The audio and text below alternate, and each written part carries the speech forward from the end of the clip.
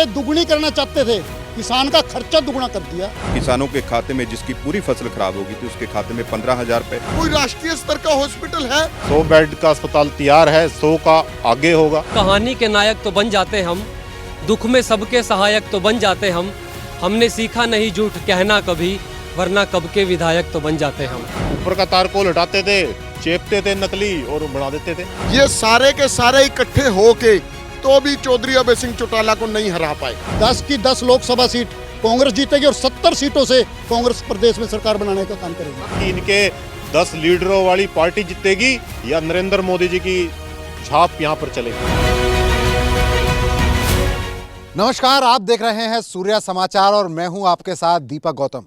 सूर्या समाचार एक ऐसा मंच जो जनहित के मुद्दों को न केवल उठाता है बल्कि उन्हें अंजाम तक पहुंचाता है। और इसी कड़ी में आज हम पहुंचे हैं धर्म नगरी कुरुक्षेत्र में। आपकी आवाज़ का ये मंच है और इस आवाज़ के माध्यम से हम ये जानना चाहते हैं कि किस तरह से काम हुए हैं इलाके में। कुरुक्षेत्र में कितने काम हुए हैं, कितने काम ऐसे हैं जो पूरे हो गए, कितने काम ऐसे हैं जो पूरे होने अभी बाकी हैं। और इस समय हम मौजूद हैं ब्रह्म सरोवर पर।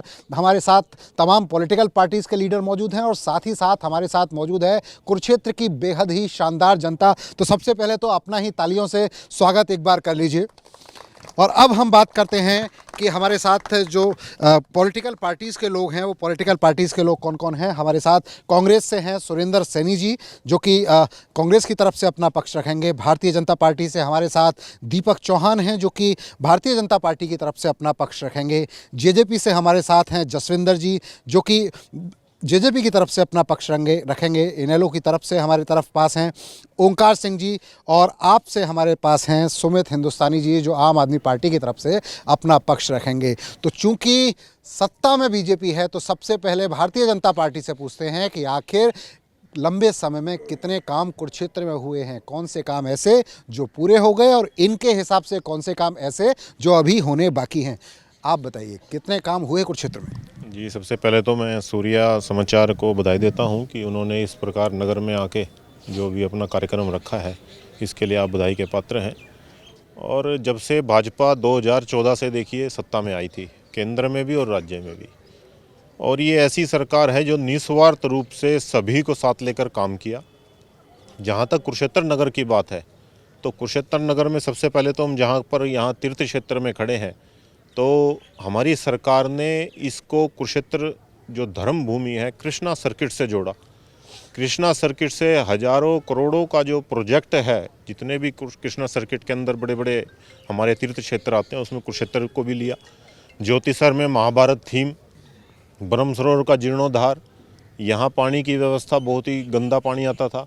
गीता जयंती को अंतर्राष्ट्रीय स्तर तक पहुँचाया, जबकि यहाँ पर पुरानी सरकारों में क्या था, कोई 2 लाख बजट देता था, कोई 10 लाख बजट देता था। अब उस बजट को करोड़ों तक ले गए।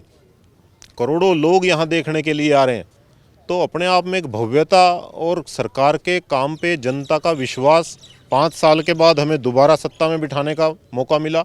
जजपा भाजपा गठबंधन आज भी कार्य कर रहा है और भलाई के लिए कार्य करता हुआ नगर में अनेकों विकास कार्य, चाहे वह रोड नेटवर्क हो, चाहे वो शिक्षा का क्षेत्र हो, आयुष यूनिवर्सिटी का यहाँ पर निर्माण हो, गर्ल्स कॉलेज हो, खेड़ी रामनगर में पॉलिटेक्निक का कार्य हो, या सफाई व्यवस्था पर आप लगाएं किस प्रकार से सीवर ट्रीटमेंट प्लांट 2 कार्यरत हैं, एक अब भी है। और सबसे बड़ा आपने यहाँ देखा होगा और पूरी जनता उसके मध्य से निकल के जाती है, एलिवेटेड ट्रैक। ये लाइन आज से नहीं थी, कोई 10 साल कोई 5 साल से नहीं थी ये लाइन, ये 1890 की लाइन है। जहाँ तक मैं शायद इसमें 2-4 साल इधर दुरुस्त हूँ, 1890 से लाइन है। कितनी सरकारें आई होंगी, कितने विपक्षी दलों की सरकारें थी, क्या किसी ने सोचा किस प्रकार से 4-5 फाटकों से जाम पूरा कुरुक्षेत्र हो जाता था। आज वो एलिवेटेड ट्रैक हमारे सामने खड़ा है। अस्पतालों का हाल आज के समय में देखिए, 100 बेड का अस्पताल तैयार है, 100 का आगे होगा। रेलवे रोड का आप भव्यता देखिए, तिरंगा लाइट्स देखिए। कुरुक्षेत्र में एंट्री करते ही पता लगता है कि भाई किसी शहर में कुछ हुआ है। 3rd गेट से पिपली से 3rd गेट से ज्योतिसर, सभी प्रोजेक्ट शुरू हो चुके हैं और बहुत से ख़त्म करके जनता 5 साल बाद पुनः हमें मौका दिया। ये हमारे कामों पर एक तरीके से जनता की मोहर थी। कुरुक्षेत्र में बहुत काम हुए हैं, अंतर्राष्ट्रीय स्तर पर कुरुक्षेत्र की पहचान बनी है। कांग्रेस के प्रवक्ता हैं आप, आपको क्या लगता है कितना काम हुआ यहाँ? कुरुक्षेत्र में पिछले जो 10 साल से गठबंधन बीजेपी जेजेपी की सरकार है, कुरुक्षेत्र लगातार धर्म नगरी होने के कारण लगातार पिछड़ता गया। यहाँ पर मूलभूत सुविधाओं का बहुत अभाव है। सबसे पहले तो बात करूं, जो शहर में गंदगी के अंबार लगे पड़े हैं, गंदगी को जो अस्पताल की गंदगी है, घरों की गंदगी है, जो पर्यटन इंडस्ट्रीज़ की गंदगी है, उसके लिए डंपिंग स्थान ही नहीं है कहीं पर। आप शहर के मेरे साथ चलो, शहर के चारों चौराहों पर जिंदल चौक पे गंदगी के ढेर लगे पड़े हैं। सरकार ने 10 साल में डंपिंग स्थान की व्यवस्था ही नहीं कर पाई, तो स्थान क्या स्वच्छ, ये बिल्कुल खोखले साबित करते हैं इनके दावे। गीता जयंती अंतर्राष्ट्रीय स्तर पर बनाई जाती है, 3500 करोड़ रुपये विधायक कहता है कि मैंने कुरुक्षेत्र पे लगा दिए, खर्च कर दिए। 3500 करोड़ रुपए कुरुक्षेत्र पे विधायक लगाता तो एक नया कुरुक्षेत्र शहर बस जाता।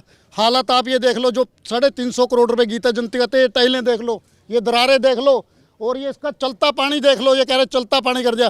चलो मेरे साथ, मैं दिखाता हूँ कहाँ से चलता पानी चलता है। गंदा पानी है इसमें, गंदा पानी है। सारी धार्मिक स्थल लोग आते हैं यहाँ पर, इतने इतने दूर दराज से लोग आते हैं, इसमें स्नान करने से भी संकोच करते हैं। यहाँ पर बिल्कुल जो अंतर्राष्ट्रीय गीता जयंती, सभी मेरे कुरुक्षेत्र के भाई खड़े हैं, 15-20 दिन इन्होंने गीता जयंती को व्यवसायीकरण करने का काम किया, गीता जयंती को बनाने का काम किया। इतना फंड आया, सारे शहर में जाम था, 10-10 किलोमीटर तक जाम था। शहर में कोई भी बाईपास की समस्या 10 साल में नहीं लेके आए। आज तुम देख लो, यमुनानगर जाना हो, हरिद्वार जाना हो, सारे शहरों में से बाईपास निकल गया। कुरुक्षेत्र की जो बाईपास की समस्या थी, आज जूं की तू है, रोज जाना शहर में जाम लगते हैं। रोजाना शहर में जाम लगते हैं, गंदगी फैली पड़ी हुई है, रोड पर काम नहीं हुआ। देखिए, गंदगी की जहाँ तक बात है, शायद कांग्रेस के मित्र अपना जो ईरा था वो याद कर रहे होंगे। और रही बात गीता जयंती पे जाम की, देखिए पूरे देश से लोग यहाँ पर देखने के लिए आ रहे थे और इतना भारी पर्यटक यहाँ पर आया, ये हमारे विकास को और हमारे किए गए कार्यों पर मोहर है। जाम तो लग सकता है। और जहाँ तक बात है बाईपास की, बाईपास का निर्माण भी शीघ्र होगा। पटियाला से यमुनानगर तक 4 लेन 6 लेन में बदली जाएगी। एलिवेटेड ट्रैक आया है। ये जाम से मुक्ति दिलाने के लिए आया या जाम लगाने के लिए आया था? आपकी सरकारों ने सोचा शहर के जाम के लिए? 10 साल सरकार रही। क्षेत्रवाद के सबसे बड़े प्रतीक भूपेंद्र सिंह हुड्डा थे। क्या किया क्षेत्र? ये तो कह रहे हैं कि जाम के लिए आपने कभी नहीं सोचा। अब तो अंतर्राष्ट्रीय स्तर पर गीता जयंती के लिए जितने भी यहाँ पर कांग्रेस सरकार ने काम किए, चाहे वो जिंदल पार्क बनाने का काम हो, शहर को 4 लेन करने का काम हो, NIFD यूनिवर्सिटी खोलने का काम हो, जितने भी प्राइवेट इंस्टीट्यूशन, चाहे वो पॉलिटेक्निकल कॉलेज हों, चाहे वो सरकारी कॉलेज हों, ये कांग्रेस की देन है। इन्होंने तो रोजगार को नष्ट करने का काम किया। बच्चे अपनी जमीनें घर बार बेच के बाहर जा रहे हैं, रोजगार नहीं मिल रहा है। कौशल रोजगार में भर्ती कर रहे हैं, जो रोजगार देना था रोजगार दे नहीं रहे, बच्चे अपने घर बार बेच के बाहर जा रहे हैं। बेसिक जो सुविधा है, बेरोजगारी, ये जो बेरोजगारी बढ़ी है, ये केवल बीजेपी सरकार में बढ़ी है या कांग्रेस सरकार में भी थी थोड़ी बहुत? कांग्रेस सरकार ने बिल्कुल उचित लोगों को यथासंभव जितनी नौकरियां 2 लाख 10 लाख जितनी भी देने का काम किया। इनके राज में देख लो कितनी नौकरियां, कोई युवा रोजगार लगाओ। गांव में नहीं किसी का पता लग जाता था कि आज फलाने का लड़का। ये तो कह रहे हैं कि आपके सरकार में तो रोजगार ही नहीं मिल रहा। ये बहुत अच्छा विषय है भाई साहब ने छेड़ा है, कांग्रेस के मित्र ने। रोजगार, इनकी सरकारों में तो नौकरियां बिकती थी। इनकी सरकारों में लिस्टें नौकरियों की CM के घर में रिश्तेदारों के यहाँ तय होती थी। ये रोजगार पे बात करेंगे हमारे साथ? ये बिना खर्ची के सरकार नौकरियों को दे रही है। क्या हरियाणा कौशल विकास निगम बनाकर सरकार ने ये पर्चियों का सिस्टम और ये दलाली के सिस्टम बंद नहीं करे? बिना पर्ची बिना खर्ची की नौकरी दे रहे हैं। ये सभी यहाँ पर मीडिया के साथी बैठे हैं। डेंटल सर्जन की भर्ती हुई थी, HPSC के मेंबर था, वर्मा कौन था, उसके पैसे पकड़े गए थे, उससे सरेआम पैसे पकड़े गए थे, सरेआम नौकरियां बिक रही हैं। ये बिना पर्ची खर्ची की बात कर रहे हैं। 4th क्लास की 2-4 बाई लगा के बिना पर्ची खर्ची कर रहे हैं। डेंटल सर्जन की नौकरी थी, सभी मीडिया के साथी, अखबारों में भी आई थी। कितनी नौकरियां इनकी, जितनी नौकरियां इन्होंने दी, सबके पेपर लीक हो रहे हैं। सब अपने अपने चेतों को पेपर दे रहे बिना खर्ची पर्ची से। आम आदमी, गरीब आदमी मर गया। ये आरोप तो लगाता है विपक्ष बार बार कि जो नौकरियों में दिक्कत हुई है, कुछ जगहों पर इस तरह की शिकायतें आई हैं। देखिए, शिकायतें आ सकती हैं, शिकायतों पर कार्रवाई क्या होती है? इनके राज में तो उसको दबाया जाता था। हमारी सरकार उन शिकायतों का निस्तारण करके, निपटारा करके, जो भी दोषी है उसको जेल भेजेंगे, और गए भी हैं। जो दोषी हैं उनको जेल भेजा गया है। आप बताएं, जेजेपी से आप हैं, बहुत उम्मीदों के साथ आप आए थे और अब गठबंधन आपका हो गया है, तो अब गठबंधन में आपको क्या लग रहा है? कुरुक्षेत्र के विकास के लिए कितना काम हुआ? सर, पहले तो आपका यहाँ पर मैं हार्दिक स्वागत करता हूँ, अभिनंदन करता हूँ। कुरुक्षेत्र की पावनधरा पर आप आए हैं। आपने कहा कि आप गठबंधन में हरियाणा में आपने सरकार बनाई। बिल्कुल, हमने माननीय उप मुख्यमंत्री श्री दुष्यंत सिंह चौटाला के नेतृत्व में जो हमारा जो गठबंधन हुआ, आप कुरुक्षेत्र की बात कर रहे हैं, जितना व्याख्यान हमारे बीजेपी के साथी ने किया, मैं उसके ऊपर नहीं जाना चाहता, लेकिन मैं आपको बताना चाहता हूं कि जिस उद्देश्य के साथ हम सरकार में जुड़े थे, मैं समझता हूं कि कहीं ना कहीं हम उस उद्देश्य को पूरा कर पाए हैं। माननीय उप मुख्यमंत्री जी ने प्रदेश में महिलाओं के लिए सर्वप्रथम पंचायती इलेक्शन में 50% का हिस्सा महिलाओं को देकर जो सबसे बड़ा सम्मान वो हमारी मातृशक्ति को देना का काम किया है। और दूसरा, आज डिपो होल्डर हैं, प्रत्येक गांव में डिपो होल्डर है। पहले पुरुषों के नाम पर अलॉट होते थे, हमारे भाइयों के नाम अलॉट होते थे। आज 33% का हिस्सा हमारी बहनों के लिए, हमारी माताओं के लिए वो रिजर्व किया गया है। तो ये हमारी मातृशक्ति के लिए गर्व की बात है। तीसरी जो सबसे बड़ी बात है हमारे किसान साथियों के लिए, पहले जो उनको पेमेंट के लिए आड़तियों के पास जाना पड़ता था, उनके पास बैठना पड़ता था, बड़ी परेशानियों को दिक्कत करनी पड़ती थी। आज प्रत्येक किसान के खाते में 72 घंटे नहीं निकलते, मैं 72 घंटे ज़्यादा बता रहा हूँ, 72 घंटे से पहले उनके खातों में जो है पेमेंट आ जाती है और किसान खुश होकर अपने घर में अपने बच्चों का, अपने परिवार का लालन पोषण करने में समृद्ध है।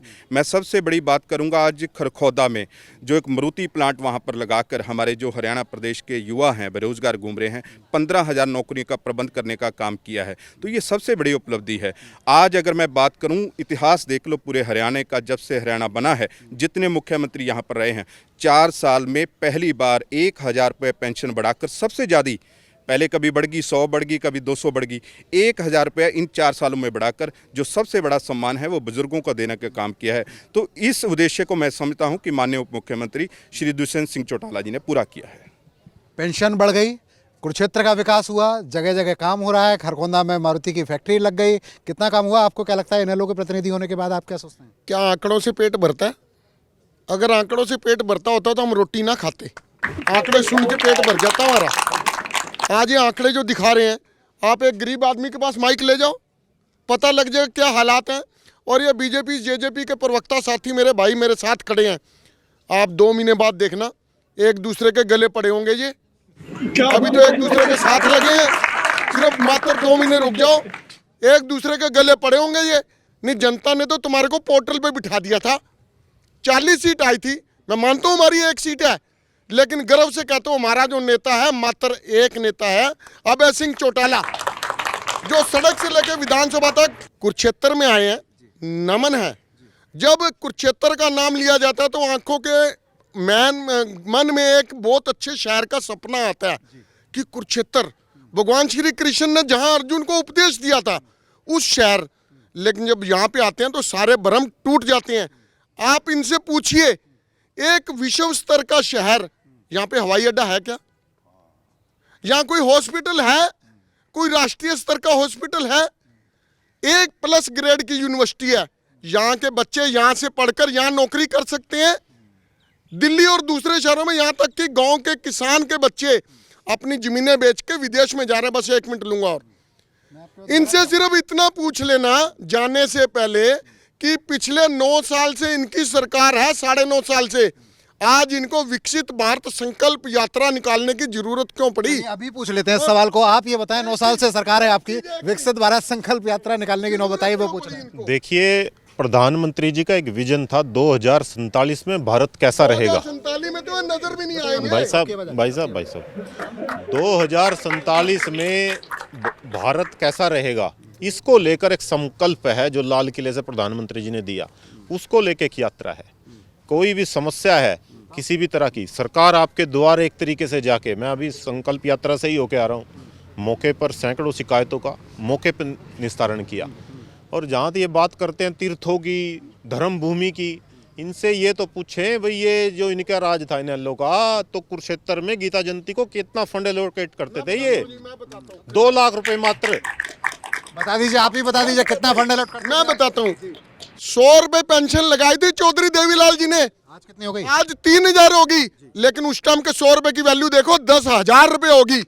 आज जिस हिसाब से इन्होंने महंगाई बढ़ा दी, जिस हिसाब से बेरोजगारी बढ़ा दी, उस हिसाब से आज अगर 1 करोड़ रुपए गीता जयंती समारोह पर लगाते हैं, कितने लगते हैं आप भी तो देख लो। आप भी तो यहाँ की सफाई देख लो, वही वाला पत्थर है जो चौटाला साहब के टाइम का लगा हुआ है। इन्होंने बदलने की कोशिश नहीं करी।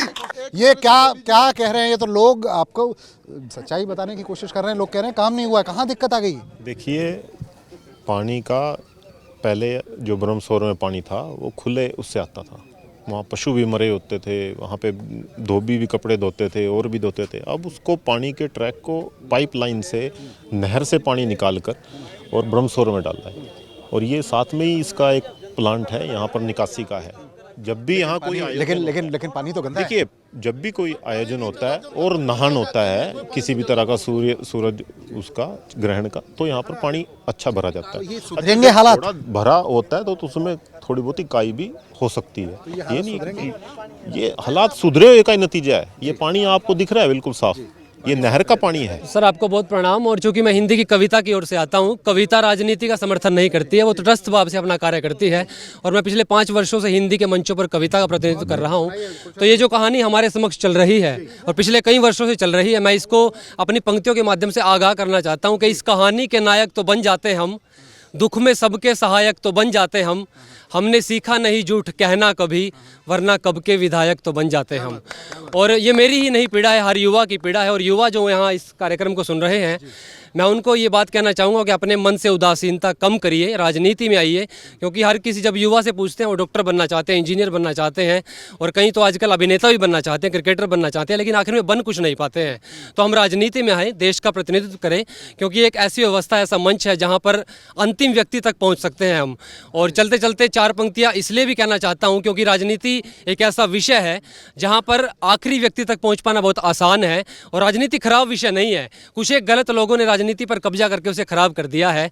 तो शुभकामनाओं की 4 पंक्तियां, क्योंकि 24 का इलेक्शन नजदीक है और ठंड पड़ रही है, सूरज की किरण भी कहीं ना कहीं सकारात्मकता लेकर के निकले। पंक्ति आप तक पहुंचे, सुनिएगा कि राष्ट्र के हित में चलना नहीं भूलना, सारे मिलजुल के रहना नहीं भूलना, जिंदगी में अगर कुछ नहीं बन सको, अच्छा इंसान बनना नहीं भूलना। अब पॉलिटिकल पार्टीज के पास चलते हैं, बीजेपी के पास चलते हैं। चूंकि सत्ताधारी पार्टी बीजेपी है, सवाल लेते हैं, फिर आपके पास आऊंगा। सत्ताधारी पार्टी के पास आता हूं, चूंकि लोगों के जवाब थे, लोगों के सवाल थे। लोगों का सवाल यह है कि पानी भर जाता है, सड़कें टूटी पड़ी हैं, क्या करेंगे इसका? देखिए, कई बार अतिवृष्टि की समस्या हो जाती है। जब अतिवृष्टि की समस्या होती है, चाहे वो अमेरिकन शहर हो या यूरोपियन हो, पानी तो एक बार रोज होगा, ठीक है, परंतु कोई व्यवस्था उसमें सुचारू है। सीवर बदल दिए गए हैं, पाइपलाइन बड़ी डाल दी गई है अलग से। ये 3rd गेट से पिपली जो अपनी सड़क है अभी बनी है, इनसे पूछे, ये पक्ष की सरकार थी, ऊपर का तार को हटाते थे, चेपते थे नकली और बना देते थे। हुड्डा की सरकार थी जी। चलिए जनाब, ये बताइए, ये तो कह रहे हैं कि आपकी सरकार में तो सिर्फ हुड्डा की सरकार 9 साल रही, 10 साल। हर वर्ग खुश था, किसान खुश था, कर्मचारी खुश था, सारे हर व्यक्ति खुश था। आज ये बात बड़ी जैनों ने कि अगर सब खुश थे तो फिर जनता ने वोट क्यों नहीं दी? आज इनकी जो सरकार है, आप किसान 3 महीने 1 साल वहां पर बैठे रहे, 365 दिन दिल्ली में बैठे रहे, कितने किसान मरे। किसान की आय दुगुनी करना चाहते थे, किसान का खर्चा दुगुना कर दिया। किसान के खेत में रात को आवारा गायें बढ़ रही हैं, किसान रात को पहरा दे रहा है उनको आवारा गायों का। कितनी गौशालाएं खोल रखी हैं, कोई प्रबंध नहीं है, सारी गौ माता करते हैं। राम मंदिर करते हैं, हिंदू मुसलमान करते हैं। शिक्षा पे, स्वास्थ्य पे, चिकित्सा पे और इन गौओं को पकड़ने पे जो जिम्मेदार तंग हो रहे हैं, कोई ध्यान नहीं है। सारी गौएं धक्के खा रही हैं। ये एक मिनट, ये अपना ब्रह्म सरोवर है, अंतर्राष्ट्रीय गीता जयंती मनाते हैं। कोई 3 स्टार 5 स्टार होटल खोलने का इन्होंने काम नहीं किया, ले गए अंतर्राष्ट्रीय स्तर पे। पर्यटक आते हैं, वो रुकते नहीं यहाँ पर। कोई 3 स्टार 5 स्टार होटल हो, लोग रुके, लोग चंडीगढ़ रुकते हैं जाके। इनको विकास की तरफ कोई नहीं। विकास का कोई ध्यान नहीं, हवाई अड्डे का कोई ध्यान नहीं। एलिवेटेड ट्रक कहते हैं, बन जाएगा। मालगड्डी तो फिर भी नीचे से चलेगी, मालगड्डी को ऊपर से थोड़ी चलेगी। तो चाहिए होगी चलने के लिए, सड़क तो चाहिए होगी। आप बताइए, आप क्या कहेंगे? सवाल आपने सुन लिए। नहीं, देखिए, मेरे मित्र ने बड़ी बातें बड़ी बड़ी कही कि कांग्रेस ये और वो। मैं इनसे एक ही बात पूछना चाहता हूं कि जब कांग्रेस का टाइम था, किसानों को 7 और 5 रुपए के चेक इन्हीं लोगों ने बांटे थे। आज अगर किसानों का नुकसान हो रहा है तो आप किसानों से जाकर पूछे, मेरे कहने की बात नहीं है। किसानों के खाते में जिसकी पूरी फसल खराब हो गई थी उसके खाते में 15,000 रुपये, और जिसने दोबारा लगा ली थी उसके खाते में 7,000 रुपये आए। तो ये अपने आप में बड़ी उपलब्धि है। आज एक मिनट मैं लेता हूँ। आप ये कह रहे हैं, इनकी बात ये बात कह रहे हैं कि आप किसानों की बात कर रहे हैं। आपके टाइम में तो 5 रुपए तक के चेक गए हैं। 5 रुपए के चेक, ये जो बात कर रहे हैं, मुआवजा उचित मिला सबका। सर्वे 5 रुपए सर्वे करा के उचित मुआवजा मिला। इनकी सरकार में कह रहे 5 रुपए मुआवजा।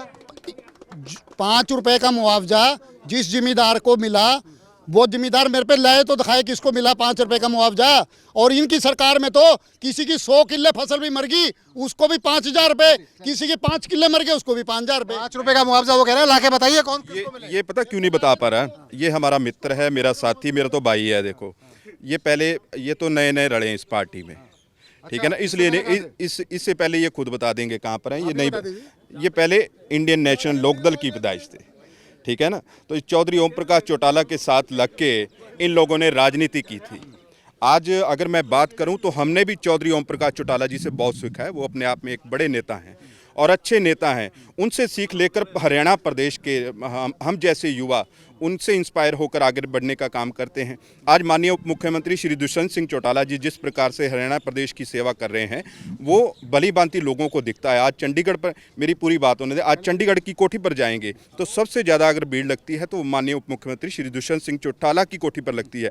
उसका एक ही कारण है, उन्हें काम करने का तरीका पता है, उन्हें काम कैसे करना है उसका पता है। आज मेरे सम्मानीय हैं अंकल, हमने इनके निर्देशन में भी बहुत काम किया है। ये कह रहे थे कि किसान आंदोलन में ये हुआ वो हुआ। मैं इनसे पूछना चाहता हूं कि एलनाबाद की सीट पर इन्हीं के नेता जब 20,000 वोट से पहले जीते थे तो जब ये बाई इलेक्शन हुआ तो वो 4,000 पर क्यों जीते? बताइए साहब, ये 4,000 से क्यों जीते? 20,000 और 4,000 के कारण बिल्कुल बताऊंगा। ये सारे के सारे इकट्ठे होके तो भी चौधरी अभय सिंह चौटाला को नहीं हरा पाए, तो भी वो जीते। और दूसरी बात, जब वो पहली बार जीते थे तब उनका मार्जिन और अब का मार्जिन, तब की उनकी वोट और अब की वोट, 9,000 वोट फालतू ली उन्होंने। इन सब ने इकट्ठे होकर लड़ा। ये दुष्यंत चौटाला जी की बात करते हैं, वो मेरे बच्चे के समान है। लेकिन इनसे ये पूछना, दुष्यंत चौटाला पौध किसकी है? उसको पहली बार एमपी किसने बनाया? इंडियन नेशनल लोकदल ने पहली बार एमपी बनाया। अगर उस वक्त चौधरी अभय सिंह चौटाला जी उसको एमपी की टिकट ना देते, आज दुष्यंत चौटाला सीएम तो क्या, पंचायत मेंबर भी ना होता। अब चूंकि 2024 में हम चल रहे हैं और कुछ महीने बचे हैं लोकसभा चुनावों के और इसी तरह कुछ महीने बचे हैं विधानसभा चुनावों के, तो अब मैं अंतिम सवाल लेता हूं तमाम पॉलिटिकल पार्टी से कि 2024 में ये किन मुद्दों को लेकर जनता के बीच में जाएंगे और किस तरह की उम्मीदें इन्हें हैं, क्या रहेगा इनका। तो सबसे पहले शुरुआत कांग्रेस से ही कर लेते हैं। जनाब, 2024 चल रहा है, चुनाव कुछ दिन बाद, बताइए किस तरह की स्थिति, किन मुद्दों को लेकर जाएंगे? पब्लिक के विकास के मुद्दे, रोजगार के मुद्दे, शिक्षा चिकित्सा के मुद्दों को लेकर कांग्रेस पार्टी 2024 के लोकसभा और विधानसभा चुनावों के लिए पूरी तरह तैयार है। 6,000 रुपये बुढ़ापा पेंशन, 500 रुपये घरेलू गैस सिलेंडर, 100 गज के प्लाट जो कांग्रेस सरकार ने गरीब आदमियों को देने का काम किया था, इस जेजेपी सरकार ने उन गरीब आदमियों के हकों पे डाका डालने का काम किया। वो स्कीम बंद करी, उसको दोबारा 100 गज के प्लाट गरीब आदमी को देंगे, उन पे 2 कमरे बना के देंगे, टंकी रख के देंगे। और ओपीएस स्कीम जो कर्मचारियों की बहुत लंबित मांग है उसको पहली कलम से लागू करेंगे। और जितने भी कल्याणकारी कार्य है, शिक्षा पे, चिकित्सा पे, रोजगार पे ज़्यादा फोकस करेंगे, क्योंकि हमारे युवा आज जो हमारी देश की क्रीम है वो तो बाहर जाके बैठ गई। क्या रहेगा 2024 में? 2024 में 10 की 10 लोकसभा सीट कांग्रेस जीतेगी और 70 सीटों से कांग्रेस प्रदेश में सरकार बनाने का काम करेगी। 70 सीटों से सरकार। आप बताइए 2024 को लेकर आप क्या सोचते हैं, किन मुद्दों को लेकर जाएंगे? देखिए, कांग्रेस पार्टी नेतृत्व विहीन, दिशाहीन पार्टी है। इसके पास ना तो कोई नेतृत्व है, ना ये देश को कोई दिशा दे सकते। और रही बात लोकसभा चुनाव के, भारतीय जनता पार्टी अभी हाल ही में हुए चुनाव में 2 राज्यों में इनकी सत्ता थी और इनके जो ये वादे यहाँ गिनवाए जा रहे हैं वो वादे वहाँ भी गिनवाए गए थे और जनता ने उनको नकार दिया, हरियाणा के अंदर भी। और जब लोकसभा चुनाव आएंगे 10 की 10 सीटों पर भारतीय जनता पार्टी विजयी होगी जनता के आशीर्वाद से और जनता का भला करेंगे। जब हरियाणा के चुनाव आएंगे तो हरियाणा के चुनाव में भी इनको पता चल जाएगा कि इनके 10 लीडरों वाली पार्टी जीतेगी या नरेंद्र मोदी जी की छाप यहाँ पर चलेगी। नरेंद्र मोदी जी छाप चलेगी क्या? आप बताइए, 2024 चुनाव पास में किन मुद्दों को लेकर जाएंगे और क्या रहने वाला है? सर, चौधरी देवीलाल जी की विचारधारा को लेकर माननीय उप मुख्यमंत्री दुष्यंत सिंह चौटाला जी हरियाणा प्रदेश के लिए काम कर रहे हैं।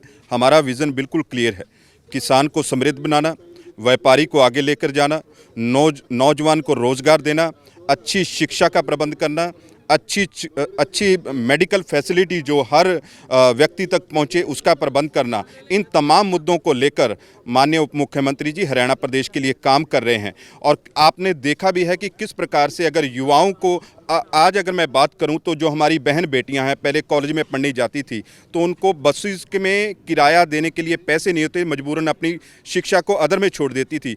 आज कोई भी हमारी बहन बेटी अगर स्कूल कॉलेज में जाती है तो फ्री ऑफ कॉस्ट वो कॉलेज के गेट तक जाने का प्रबंध अगर किसी ने किया है तो वो माननीय उप मुख्यमंत्री श्री दुष्यंत सिंह चौटाला जी ने किया है। तो ये 24 का ये सारा नक्शा 24 का ही है, ज्यों का त्यों। इसको हम सपने में भी नहीं, हकीकत में बदलने का काम अगर किसी ने किया है तो वो माननीय उप मुख्यमंत्री श्री दुष्यंत सिंह चौटाला जी ने किया है। इन चुनावों में क्या रहने वाला है? इन चुनावों में निरंतर हमारी पार्टी लोगों के बीच में जा रही है। लोकसभा इलेक्शन कभी भी बिगड़ बक सकता है, उसके लिए हम लोकसभा रैलियां कर रहे हैं और एक बहुत बढ़िया रैली है जो हमारी लोकसभा स्तर पर होनी है। लोकसभा स्तर पर रैली होगी, आप बताइए। 2024 का चुनाव संगठन के आधार पर अगर कोई लड़ेगी तो इंडियन नेशनल लोकदल लड़ेगी और हमारा विजन बिल्कुल क्लियर है, जनता का भला करना।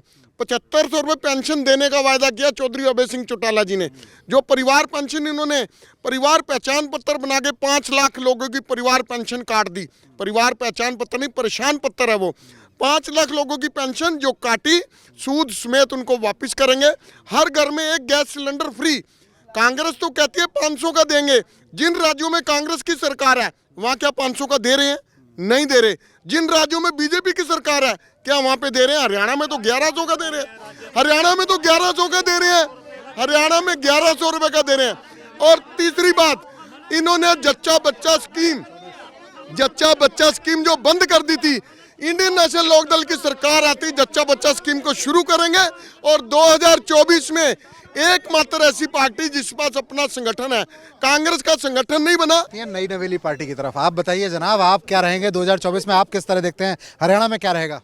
देखिए, अगर आम आदमी पार्टी नहीं थी और ये लोग थे तो आम आदमी पार्टी क्यों बनी? आम आदमी पार्टी 12 साल पहले बनी है।